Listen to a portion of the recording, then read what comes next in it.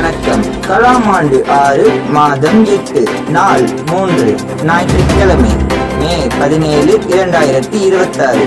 இன்றைய நம்பிக்கை செய்திகள். திருச்சியில் சாதனை மாணவர்கள் சந்திப்பு. டாக்டர் மயில்சாமி அண்ணாதுரை இணைய வழியாக மாணவர்களிடம் உரையாடினார்.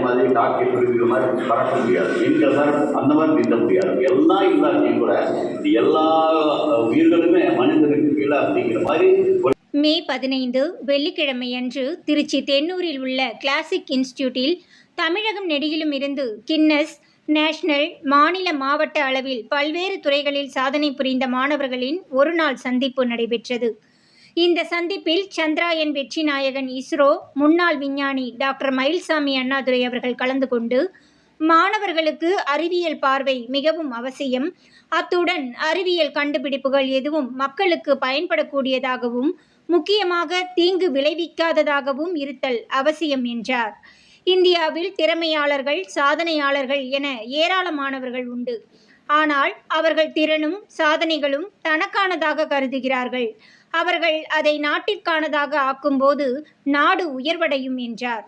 நல்லூர் வட்டத்தை தாம் தொடர்ந்து கவனித்து வருவதாகவும் அதன் செயல்பாடுகள் அனைத்தும் நெடுநோக்கு திட்டத்தோடு எதிர்காலத்துக்கானதாக நன்கு வலிமை பெற்று வருகிறது என்றார். தங்களது திறமைகளையும் கண்டுபிடிப்புகளையும் பகிர்ந்து கொண்ட மாணவர்கள்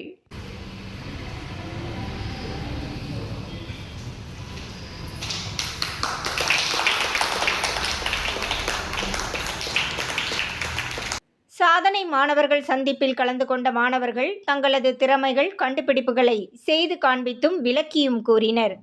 குறிப்பாக செம்மை சிலம்பம் குழுவின் இரட்டை கம்பு சிலம்பாட்டம், கார்த்திகேயனின் செல்ஃப் ரீசார்ஜிங் பைக், சுகுமாரின் ரோபோ விவசாயி, அரியக்குடி மாணவர்களின் விஹோ சேட்டிலைட் போன்றவை அனைவரையும் ஈர்த்தன.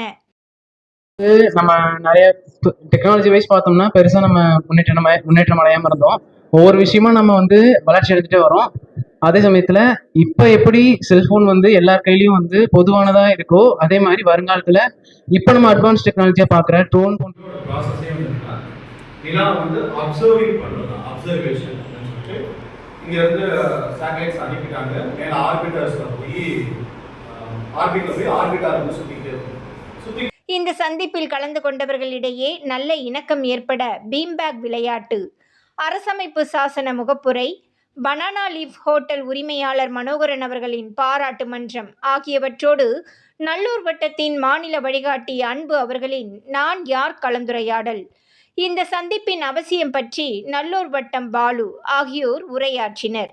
சென்னை மாணிக்க மாணவர் துறை பொறுப்பாளர் ஓவியசேனா நிகழ்ச்சியினை வழி நடத்தினார்.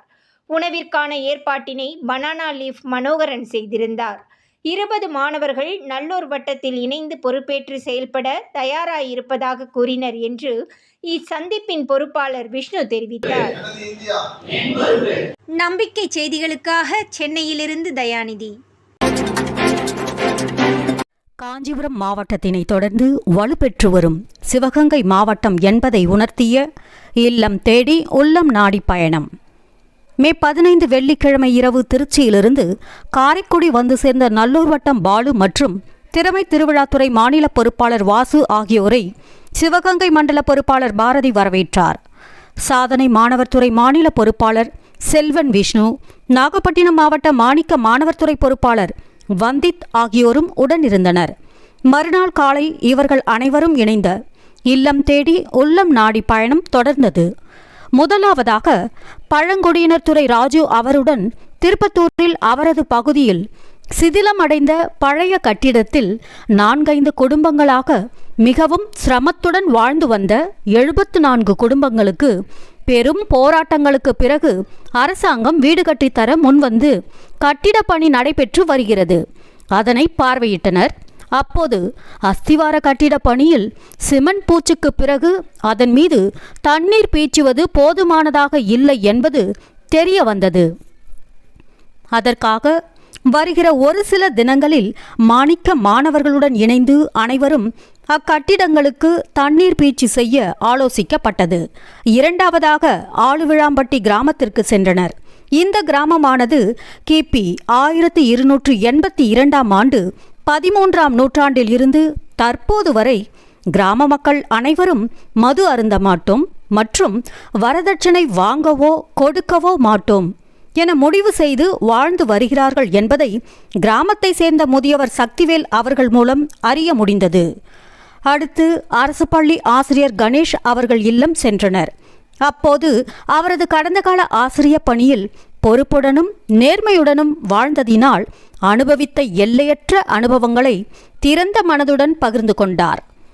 அதற்கு தீர்வு சமூக சீர்திருத்த பணியில் மக்களை பங்காளிகளாக சேர்த்துக் கொள்வதே என்பது விரிவாக பேசப்பட்டது. மேலும் அவரது தற்சார்பு வாழ்க்கை பற்றியும் அறிய முடிந்தது. அடுத்து அருகில் உள்ள ஆசிரியர் மற்றும் அறிவின் அருவி மாவட்ட பொறுப்பாளர் இந்திரா அவரது இல்லத்திற்கு சென்றனர். அடுத்து மாணிக்க மாணவர்கள் ஹரிஷ் மற்றும் பெப்பின் குமார் இல்லங்களுக்கு சென்று பார்த்தனர். அடுத்ததாக சமீபத்தில் தேர்தலில் அமோக வெற்றி பெற்று புதிய தமிழக அமைச்சரவையில் கனிம வளத்துறை அமைச்சராக பொறுப்பேற்றுள்ள டாக்டர் பிரபு அவர்களை நேரில் சென்று பாராட்டி வாழ்த்து தெரிவித்து அரசமைப்பு சாசன முகப்புரை புத்தகம் பரிசளிக்கப்பட்டது. அடுத்ததாக நல்லூர் வட்டத்தின் பொறுப்பாளர்களில் ஒருவரான லூதர் சக்கப் அவர்களது இல்லம் சென்றனர். அங்கு அவரின் குழந்தைகள் தங்களது ஓவிய திறனை பகிர்ந்து கொண்டனர்.